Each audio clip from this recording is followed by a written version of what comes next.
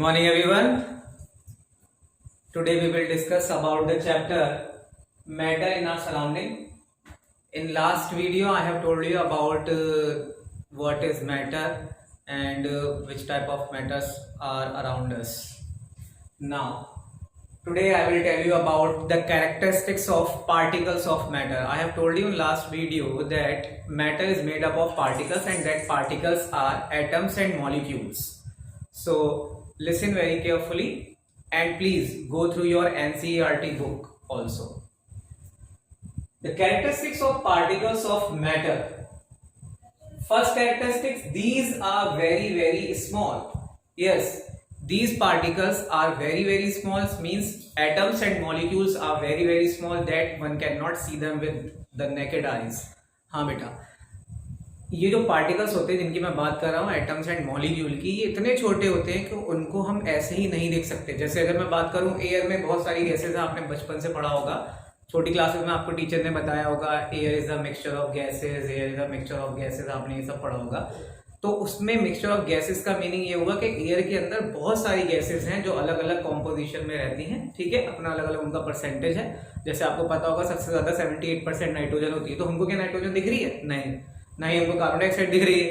ऐसा थोड़ी है मैंने नाइट्रोजन पकड़ ली, CO2 पकड़ ली, ऑक्सीजन पकड़ ली, ऐसा कुछ है? ऐसा नहीं हो पाता। क्यों? क्योंकि ये इतने छोटे हैं, हम उनको देख ही नहीं पाते। ओके, उनको सेपरेट करने के अलग तरीके वो आप अपना नेक्स्ट चैप्टर में पढ़ेंगे, जब आपको पढ़ाया जाएगा is matter around us pure, तब आप उसमें देखोगे ये।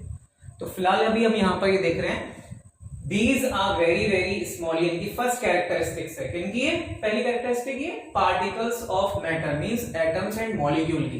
तो these are very small। इसको हम कैसे बता सकते हैं?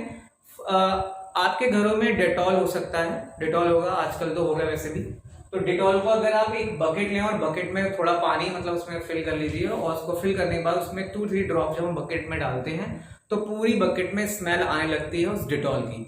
अब आपको करना क्या है, इस बकेट में से एक मग वाटर निकालिए और उसको दूसरा एक बकेट में डाल दीजिए जिसमें ऑलरेडी पानी भरा हो। ओके, अगेन आपको ये एक्टिविटी 3-4 टाइम्स आपको रिपीट करना है। After repeating 3-4 times you will see that, you will observe that there is a smell of Dettol. तो ये कैसे हुआ? ये इसलिए हुआ क्योंकि जो पार्टिकल्स थे वो सारे के सारे वाटर में, होल वाटर में एक दूसरे से मिक्सअप हो गए। क्योंकि पार्टिकल्स जो होते हैं वो आपस में चलते रहते हैं, मोशन होता है उनके अंदर, रैंडमली किधर भी चलते हैं, तो इसलिए वो पूरे वाटर में फैल गए।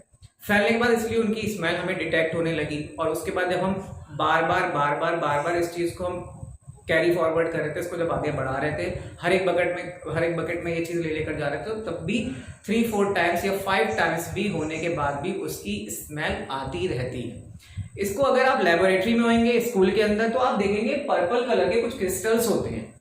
उन क्रिस्टल का नाम होता है KMnO4 मींस पोटेशियम परमैंगनेट। ये उसका फॉर्मूला मैंने यहाँ पर लिखा हुआ है KMnO4, K for potassium, Mn for manganese and O for, तो you know that very well, oxygen. तो इनको मिलाकर जो बनता है compound that is called KMnO4, potassium permanganate. ये बहुत छोटे छोटे क्रिस्टल्स की फॉर्म में होता है। आप इसका एक छोटा सा क्रिस्टल, आपको बहुत छोटा सा क्रिस्टल लेना है, जैसे मैंने ये डॉट लगाया है, इतना छोटा सा आप क्रिस्टल लीजिए। ये जो डॉट मैंने लगाया है, यानी अगर हम इसको माने कि ये KMnO4 का क्रिस्टल है, तो ये नंबर ऑफ KMnO4 के पार्टिकल से मिलकर बना हुआ होगा। बहुत सारे इसके अंदर एटम्स एंड मॉलिक्यूल हैं इस छोटे से डॉट के अंदर। जब आप ये क्रिस्टल उठाकर डालेंगे, ठीक है, स्पैटुला होता है लैब में, उससे आप जो थोड़ा सा एक क्रिस्टल उठाएंगे, उसको जब आप पानी में डालेंगे, ठीक है, बीकर में, आप देखेंगे पूरे का पूरा बीकर का वाटर जो है पर्पल कलर में हो जाएगा। अब आपको इसमें से थोड़ा सा वाटर लेना है, एक दूसरे बीकर में डालना है जिसमें ऑलरेडी पानी भरा हुआ है, तीसरे बीकर में डालेंगे जिसमें ऑलरेडी पानी भरा हुआ है। हर बार में आप देखेंगे कि बहुत सारी रिपीट करने के बाद भी, नंबर ऑफ टाइम्स के बाद भी, still the water of beaker is purple in colour. क्यों हुआ ये ऐसे हुआ, जो हमने क्रिस्टल डाला था, ये क्रिस्टल मैंने भी आपको बताया पार्टिकल से मिलकर बताया, इससे धीरे धीरे इसके पार्टिकल सेपरेट होते हैं बिना स्टायर किए हुए। एक स्टायरर होता है, रॉड होती है, कांच की एक रॉड होती है, ग्लास की रॉड होती है इतनी बड़ी सी, उसको हम स्टायरर बोलते हैं। वो घोलने का काम आता है, जैसे हमारे घरों में स्पून होता है उस पर घोलते हैं चीजों को, शरबत वगैरह बनाने के लिए, ऐसे ही हमारी लैब में होता है, उसको हम स्टायरर बोलते हैं। आप स्टायरर का यूज नहीं करेंगे तब भी KMnO4 का क्रिस्टल जो होगा उस वाटर को पूरा का पूरा पर्पल कलर में कन्वर्ट कर देगा।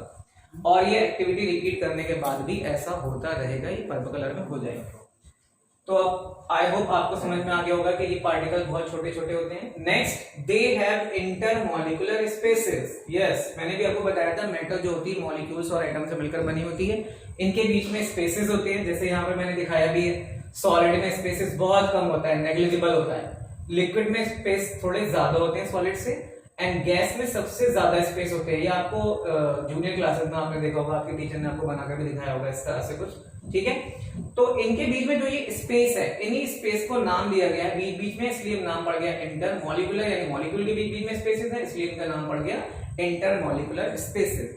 कैसे हम पता कर सकते हैं? सपोज आपको एक ग्लास वाटर लेना है, उस पानी के ग्लास में जब आप लोगे, टम्बलर में वाटर लोगे, उस वाटर में जैसे ही आपने देखा होगा मम्मी वगैरह, या आपने भी कभी अगर बनाया होगा, शरबत बनाते घर में, ड्रिंक वगैरह बनाते हैं, आपने देखा होगा उसमें शिकंजी अगर बनाते हैं गर्मियों में ज्यादातर, तो उसमें क्या होता है कि जैसे हम लेते हैं, थोड़ा सा हमने शुगर ली और उस वाटर में जब डिजोल्व करी, और अगर आप उस वाटर की हाइट को मार्क कर दोगे ग्लास पर, तब आप देखेंगे शुगर जो है थोड़ी देर बाद डिजोल्व हो जाती है, गायब हो जाती है, लेकिन वाटर का लेवल ऊपर नहीं जाता।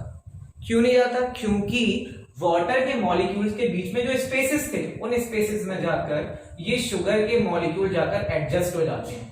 तो इससे पता लग जाता है यस, द मैटर के जो पार्टिकल्स होते हैं, the particles of matter have spaces between them, and these spaces are called intermolecular spaces.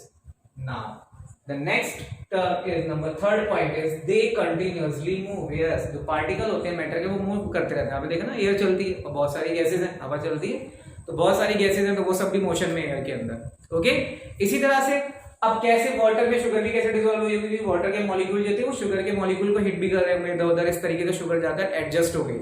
आपने देखा होगा मम्मी जब खाना बनाती है किचन में, बढ़िया बढ़िया खाने की स्मेल जब आने लगती है, चिकन की स्मेल आती है, जो लोग खाते होंगे, हाँ जो नॉन वेज है वो चिकन खाते होंगे, मटन खा रहे हैं, चिकन टिक्का है, चिकन कबाब है, ठीक है ना, सीख के कबाब खा रहे हैं, बढ़िया बढ़िया खाने की स्मेल आ रही है।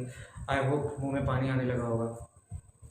तो ये जो होते हैं कंटिन्यूसली मूव कर रहे हैं। कैसे? जब वो एरोमा पार्टिकल जो होते हैं फूड के, एरोमा मतलब स्मेल वाले जो पार्टिकल्स होते हैं, स्पाइसेस जो इतने डाले हैं खाने में, उसकी स्मेल उन तक इसी तरह से आ जाती है, क्योंकि एयर जो है वो मोशन में है। उस एयर के साथ मिलकर ये पार्टिकल्स हमारे पूरे घर में फैल जाते हैं, या जहां से भी वो स्मेल आ रही होती है उस एरिया में फैल जाते हैं, और इस तरह से हम उन्हें ऑब्जर्व कर पाते हैं अपनी नोज के थ्रू, क्योंकि हमारी नोज की प्रॉपर्टी है स्मेल करना चीजों को। तो इस तरह से ये पार्टिकल जो, और ऐसे ही आपने देखा होगा घर में अगर कहीं कोने में कोई अपने ड्यू लगा रहा हो, बॉडी ड्यू लगा रहा हो, स्प्रे लगा रहा हो, कोई भी इत्र किसी ने खोला हो शीशी, या आपने कोई अगरबत्ती लगाई है, धूप बत्ती लगाई है, उसकी स्मेल थोड़ी ही देर में पूरे घर में फैल जाती है। क्यों? बिकॉज ऑफ दिस, क्योंकि एयर के मॉलिक्यूल्स भी मोशन में थे और जो पार्टिकल वहां से निकले वो भी मोशन में थे, और वो दोनों आपस में मिक्सअप हो जाते हैं। यहाँ पर हमें बताता चलूं, इस मिक्सअप को, द पार्टिकल्स जो होते हैं अलग अलग मैटर के, इनके इस तरह से मूवमेंट के थ्रू मिलने को हम एक नाम देते हैं। उस टर्म का नेम है डिफ्यूजन। इसको बोलते हैं डिफ्यूजन, यानी वो आपस में मिक्सअप हो जाते हैं। This is called diffusion. The motion of the particles of matter on their own, this is called diffusion. Okay, तो इससे हमें पता लग गया कि हमारी जो मैटर के जो पार्टिकल होते हैं वो मूवमेंट भी करते हैं और वो चलते रहते हैं। यस, सबसे ज्यादा डिफ्यूजन जो होता है वो गैसेस में होता है, इनसे थोड़ा कम लिक्विड में होता है, और सॉलिड में नेग्लिजिबल होता है। होता सॉलिड में भी है लेकिन नेग्लिजिबल होता है, बहुत कम होता है। इसको आप ऐसे बता सकता हूं मैं आपको, आपने देखा होगा जब आप कुछ दिनों तक ब्लैक बोर्ड पर, क्लास के बोर्ड पर कुछ दिनों तक चौक से लिखा रहने दीजिए, जब उसको हम रब कर देते हैं वो थोड़ा थोड़ा सा धुंधला धुंधला सा दिखाई देने लगता है। क्यों? वो ऐसा क्यों है? क्योंकि जब उसे हमने बहुत लंबे समय के लिए छोड़ दिया था, टाइम के लिए उसको छोड़ दिया हमने, चौक को लिखा हुआ वहां पर बोर्ड के ऊपर, तो जो चौक के पार्टिकल्स थे वो बोर्ड के पार्टिकल के साथ डिफ्यूज हो गए, जिसकी वजह से उनको थोड़ा मिटा पाना मुश्किल हो रहा है। तो इस तरह से आप समझ सकते हैं कि सॉलिड में भी डिफ्यूजन होता है, but it is slowest in solid and highest in gases के अंदर, एंड लिक्विड के अंदर मीडियम होता है। ओके, जैसे देखा है ना, दूध वाले पानी मिला देते हैं दूध में, तो वो भी डिफ्यूजन ही हो रहा है एक तरह से। Next is number 4, they attract each other. Yes, जो पार्टिकल्स होते हैं किसी भी मैटर के, वो एक दूसरे को अट्रैक्ट करते हैं पार्टिकल्स। कैसे हम इसको बताएंगे? इसके लिए मैं आपको एक एग्जांपल दूंगा। आप एक चौक ले लीजिए, चौक का पीस लीजिए, एक आइस क्यूब लीजिए, और एक आपको लेना है आयरन का पीस। अब आपको एक चाहिए हैमर। आप क्या करोगे? हैमर से सबसे पहले हैमरिंग कीजिए, किसके ऊपर? चौक के ऊपर। आप देखेंगे जैसे ही आप चौक पर हल्का सा भी हैमर करोगे तो छोटे छोटे पार्टिकल में टूट जाती है, ठीक है। उसके अंदर ज्यादा फोर्स ऑफ अट्रैक्शन नहीं था, इसलिए उसके पार्टिकल एकदम से बिखर गए। नेक्स्ट, उसके बाद जब आप हैमर मारोगे आइस क्यूब के ऊपर, तो आइस क्यूब पर हैमर यानी आइस क्यूब को तोड़ने के लिए आपको थोड़ा ज्यादा फोर्स की जरूरत होगी, आप ज्यादा अच्छे से हिट करोगे तब वो छोटे छोटे पार्टिकल में टूटेगा ice cube. Then number of times hammering करने के बाद भी, बहुत सारा मतलब क्या कहते हैं फोर्स लगाने के बाद भी आइस जो आयरन का पीस होगा, आयरन का पीस वो नहीं टूटता अपने छोटे छोटे पार्टिकल में। तो it shows that different types of matter have different types of force of attraction between their particles and these particles are atoms and molecules. और मैंने आपको बताया था कि मॉलिक्यूल्स जो होते हैं आप बिगर देन एटम, एटम से मिलकर मॉलिक्यूल बनते हैं, ओके। और एटम भी मिलकर बनते हैं 3 टाइप्स के subatomic particles, these are electron, proton and neutron, okay. तो आप लोग को मैंने अभी ये टॉपिक जो बताया है characteristics of particles of matter, मैं समझता हूँ समझ में आया होगा।